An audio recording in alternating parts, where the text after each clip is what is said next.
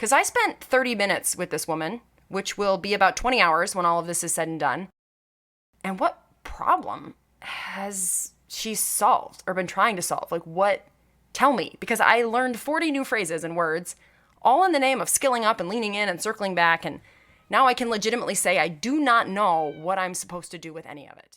Some people aren't going to like you. I remember thinking like, yeah, I'm definitely not going to stand up in front of an audience and be like, I command you to whatever. Oh, well, you had to be there. No, I didn't, because that's why we invented stories. So I, in fact, didn't gotta be there. What's up, rhetoric nerds? Welcome back to Rhetorically Speaking, a podcast committed to banishing banality, one speech at a time.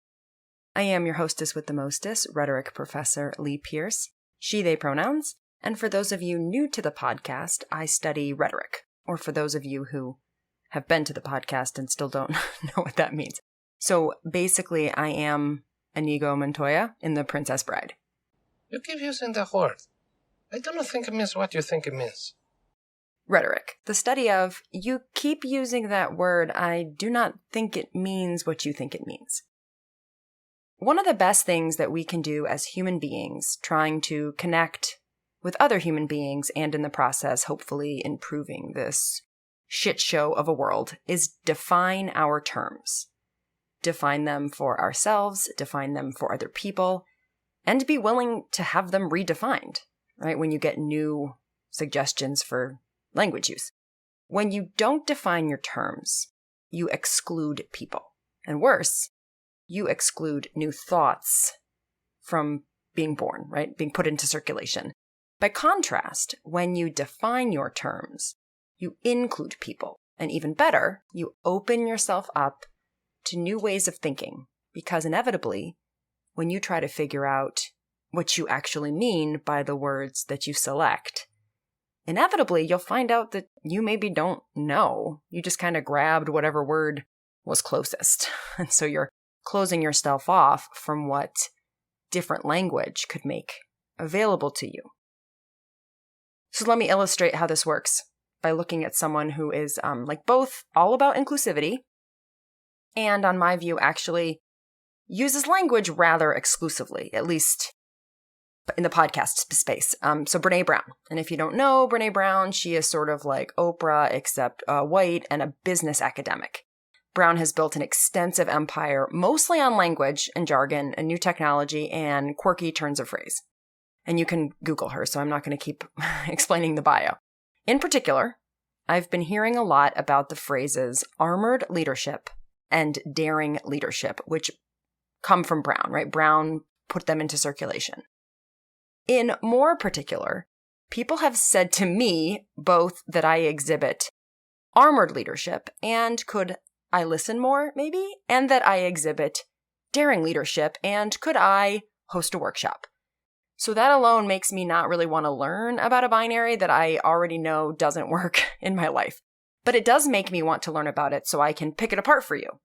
Conveniently, one of the recent episodes, not most recent, it's redundant, Dare to Lead, I can't ever remember, but it's her podcast. It's a 2-parter about this exact subject. And I'm going to work through the episode chronologically, play you a couple of snippets to closely examine. And I'm also going to give you a new vocabulary word, which is exemplar. And it means basically like the most perfectest example. But in case you're not planning on sticking with me, let me give you the 3 takeaways from today's episode up front. Jargon, sometimes called buzzwords, sometimes called slang, sometimes called bureaucratese, is basically like non-standard language that's meant to bring into being non-standard thought, right? It's new terms to capture new thoughts. Jargon can be exclusive or it can be inclusive. It's inclusive and it expands our collective understanding about the world when it is used carefully. It's defined. It's grounded in lots of examples, and it solves a problem by bringing a different awareness than other words in its orbit. Jargon is exclusive and narrows our collective understanding about the world when it is used in piles and lists. Those are rhetorical devices known as amplificatio or sometimes enumeratio. When jargon is defined by referring to other jargon, like I just did, so you see how frustrating that is. and when jargon is only supported by one, maybe two perfect examples. And so it doesn't seem to solve a problem by bringing more awareness than any other word might in its orbit. So that's takeaway 1. Takeaway 2 is about exemplarity. So exemplar is a word for the model of the model. It's the most perfect example. It's the for instance that makes the theory work perfectly. And if you're using exemplars to illustrate your jargon, then you're making that jargon inaccessible by not letting it come into contact with the real world, which is messy and complex.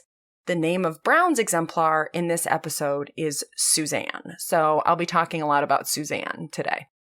And then takeaway 3, piling up jargon is great for creating brand followers and cult-like acolytes and people who will buy everything that come out of your mouth and whose lives are exactly like yours. Sells a lot of certified leadership coaching programs because it puts strategies for improvement slightly out of reach, right? Like behind a wall of concepts and terminology and jargon that requires we pay someone else to walk us through all of that terminology so that we can understand things that are on the other side of it. And not coincidentally, one of the first sentences out of Brown's mouth in this particular episode is about her thousands of certified dared to lead trainers, right? Who can only be certified because they have all of this jargon to legitimate them as something that you need. So there are your takeaways. I'm going to unpack them in detail moving through the episode, and we're going to start about 12 minutes in when Brown lays out the preview statement of the episode, so kind of like her main talking points. Let's go through some of the most common forms of armored leadership and daring leadership and the indicator behaviors that ladder up to the armor and self-protection and the daring adventure of taking the armor off and replacing it with grounded confidence. I'm not saying take the armor off and be naked. I'm saying take the armor off and replace it with grounded confidence. Grounded confidence is about the willingness to be in vulnerability, to be curious, and to practice new ways of being that are awkward sometimes. But we all know what grounded confidence looks like and feels like in ourselves and other people, and that's what we want. So let's look at a few of the big common ones. So in this episode, I want to take on 3 or 4 of the most common types of armor I see in organizations, in teams, in myself, everywhere you look. If you're looking for it, you'll see it. I want to talk about being a knower and being right versus being a learner and getting it right. I want to talk about tapping out of hard conversations versus leaning into vulnerability and skilling up for hard conversations. And I want to talk about using shame and blame to manage others and to manage ourselves versus leading ourselves and others from a place of empathy, accountability, and learning. How many jargon moves and piling up of words did you count? It's like uncountable. You've got types of armored leadership, then the phrase indicator behaviors instead of just indicators, because why did that need complication? Laddering up, and whatever that means, and the replacement of armored leadership with grounded confidence that then refers to vulnerability and curiosity, and then the cop-out statement. Well, we all know what that looks like. Let's just pause there and see if I understand that part. So I, a person who currently uses armored leadership or wouldn't be listening to this podcast, Brown's podcast, am supposed to take off my armor and replace it with grounded confidence, a thing that I presumably do not have given my armoredness. But I know what it looks and feels like. That would be like me walking into a first day of public speaking class and saying, oh, so a lot of you are going to come up here nervous, stressed out, unsure. And I want you to just work on dropping all that and replacing it with a conversational presence. We know what that looks and feels like. I guess, but it kind of makes you pause, right? Like, do I know what grounded confidence looks and feels like? Does it mean I'm confident, but I'm also deeply breathing? Is me doing this podcast right now grounded confidence? Is it just regular confidence? Or is it not confidence? Is all confidence grounded confidence? And what's the difference? For the record, there is no podcast episode on grounded confidence in the Dare to Lead archive, so I could not do a crossover to see if I could figure it out. So already, you can kind of tell how exclusionary and a little bit elitist all of this feels. And, for the record, I don't disagree. Like 12 minutes in at a meta level, I get what Brown's saying. I give similar kinds of advice to someone who is, quote, armored up about public speaking. Brown's jargon, I ideally should capture the problem we all face as leaders, or whatever you want to call it, speakers, anybody who needs to communicate with other people. What I'm unconvinced by is that the jargon, of which there is a lot in this episode, and then kind of spreading out across the Dare to Lead empire, whether it promotes new understanding of the problem that is also accessible and helps strategize solutions, right? That's where I get stuck. It seems to me like kind of a lose-lose from the perspective of cultivating meaning. Because if you're a Brown acolyte and you know all of this stuff and you can follow all of it, then you're kind of just going through the language motions. And I guess you could think of it like a leadership attitude top-off. Like listening to these episodes just kind of reminds you of what you already know. But call me a communist. I just don't love the idea of a top-rated podcast in Spotify, primarily just filling the already mostly full cup of people who are basically just Brene Brown. I looked it up, by the way. It is rated number 25, in fact. So number 25 podcast in Spotify. If you would like to know where Rhetorically Speaking is rated by comparison, well, so would I, but they don't chart that high, which is to say that low. But I'm willing to be patient with Brown, so I kept going, tracking all these words and their relationship to other words and to each other, and I feel like I'm like a leadership conspiracy theorist, tacking colored string to pictures of missing persons and notes, scribbled on napkins on a giant corkboard in my office. So I'm waiting for an example to ground all of this, because I figure all of this vocabularizing will eventually be brought home in some kind of concrete manner, usually involving an example. And at 18 minutes, the example arrives. Here it is.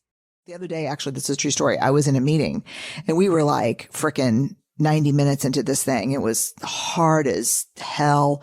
It was just a big rumble. And you would think, because this is part of my work, that we would remember to do this, but alas, we are humans, and to research leadership is easier than to practice it.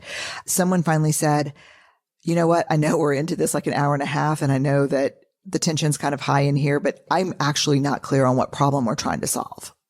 Great question. And then I said, look, before we answer it, to kind of hold for the halo effect or the bandwagon effect, meaning if I go first, I've got the most influence in the room because it's my company, or everyone jumps on the back. Let's get out a sticky note. And I want everyone to write down what problem we think we're solving right now. And when we flipped those suckers over, there were, I think, 6 of us in the room. 5 of us had different ideas about what problem we were trying to solve. So again, framing curiosity, framing strategic questions. Suzanne is our chief operating officer, and I just love her in meetings because she asks all the right questions all the time, and that's her superpower. But again, when you've got the armored leadership of be a knower, be a knower, be right, be a knower, we think that's where the value is. And I've seldom seen the value in only answers. I mean, yeah, if Suzanne is the model for this framework of learning versus knowing, then this all sounds amazing because Suzanne sounds awesome. Suzanne asks strategic questions, asks the right questions at the right time. So much so, in fact, that it is a superpower and not just a regular power, which is all I was hoping to get from the number 25 podcast in Spotify, just regular leadership power. In rhetoric, we call examples like Suzanne exemplars. Suzanne is the exemplar. She is exemplary. Because they're not just some example. They're the best of examples. They illustrate the concept perfectly. They are the most excellent model of something. Are you ready for the irony? Brown using an exemplar to discuss a concept, especially kind of a tricky concept like knowing versus learning, is itself a knower move. Yeah, you like that? Because it's designed to showcase the concept's rock solidness as a concept. It's a knowledge, right? It's something that you know that works. A learner move would be to push the concept against different examples to try and see where it fits, doesn't fit, kind of fits, mostly fits, etc. So Brown's exemplary learner, Suzanne, is revealed, in fact, to not be a learner, but to be a knower who has somehow mastered this impossible skill of asking the right strategic questions at the time that they need to be asked all of the time. Brown's model does not account for the person who just doesn't get it and is holding up the entire class or the meeting because they're just continually asking questions when everyone else has moves on, right? And I'm not shitting on a learner mindset. I think a learner mindset is super helpful. The problem is that you can't lead as a knower or as a learner And you can't climb the corporate ladder or whatever, Brown wants for you by learning rather than knowing. What you have to do is know enough to know when you know, and that's the end of it. Like, just get the reports done already. Why can't you be more like Suzanne? But then you also have to know enough to know when you don't know enough and you need to learn. And you need to be learning at the same time, because if you're not learning, then you don't know enough. But also you can't just keep learning forever, because then you got to at some point know you'll never know enough. So the jargon and the schematics and all the words that refer to other words and the single exemplar that is Suzanne, tying all of this together, avoids the paradox, right? The double-edged sword, the double bind, the contradiction, whatever you like to call it. I should do a different episode because that's a very complicated concept. So a paradox is just like the both and, right? I got to do this and I got to do that, and they don't make sense together. That's all a paradox is. So how do you be a knower and a learner at the same time? How do you know enough to make a decision? And how do you know when a question is strategic and helpful versus when it's just dumb? Those are the questions I don't know. Like, that's what I need answered, because that's how my life works. I can't be a learner and not a knower. I cannot, as Brown puts it, quote, move across the spectrum of learner to knower and knower to learner. I have to be a learner and a knower at the same time. All the time, including right now, writing this podcast, where I am a knower, but I'm also a learner, right? That's the paradox. And none of Brown's jargon gets me any closer to knowing how to do any of that, or learning how to do any of that. I don't even know learn anymore. Another thing that I couldn't stop considering through all of this advice about knowing versus learning is who has all of this privilege and leisure to just be like asking questions all the time. I mean, yeah, if you're Suzanne and every question just makes you more and more valuable, great, ask away. But a lot of us have to risk kind of a lot to ask a question. People get fired asking too many stupid questions. And people get blacklisted, targeted, and harassed for asking too many good questions to the wrong people. And Brown acknowledges that point. It's maybe almost imperceptible, just a few minutes before the end of the episode. In daring leadership, we take thoughtful risks and make sincere efforts to achieve goals. We learn from mistakes because it's encouraged and valued. So everyone that works for me, there's probably 30 of us, they would tell you, Brene has a very high tolerance for risk. She has a high tolerance for failure and making mistakes, but only if you learn from the failures and mistakes, talk openly about them, and embed them in the culture so we don't repeat them. Same mistake number 3. No, I'm not good with that. Mistake number 1, we thought we learned, we embedded it in the culture. It happened again. We learned, we dug deeper. We talked more openly about it. Everyone talked about it. We rumbled on it. I'm proud of us.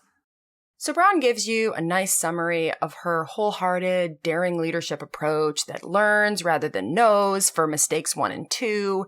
She digs, she rumbles, she talks openly, she embeds it within the culture, right? Cool. But what happens with mistake number 3? Because inevitably there is gonna be a mistake number 3. And as she said, she's not good with that. She said, mistake 3 is a no for me. So I gotta assume at mistake number 3, somebody gets their ass fired. All this taking risks and not being defensive and having courage and asking questions sounds amazing if you're a person who can afford to get fired. Or you work somewhere where the leadership, and again, I get that she's talking to executive level people, but she doesn't say that this only applies to executives because she wouldn't be selling books.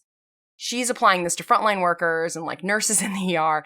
She wants to cast her net wide, right? So she wants them adopting the knowing versus learner, armored leadership, whatever mindset. But they really can't be Suzanne because they can't afford it. And if you're not needing to take these risks and stuff, then asking you to replace your armor with a liberated heart or whatever presumes you have this tolerance for risk taking that white, able-bodied, neurotypical, upper class people have, right? And I know enough. I'm not trying to be unfair, right? Because I know enough about Brown to know she isn't entirely unaware of her privilege cluster. I mean, she brings on leaders of color sometimes. She talks about intersectional issues. I mean, she tries to do the work. God, there's a cliche I need to talk about.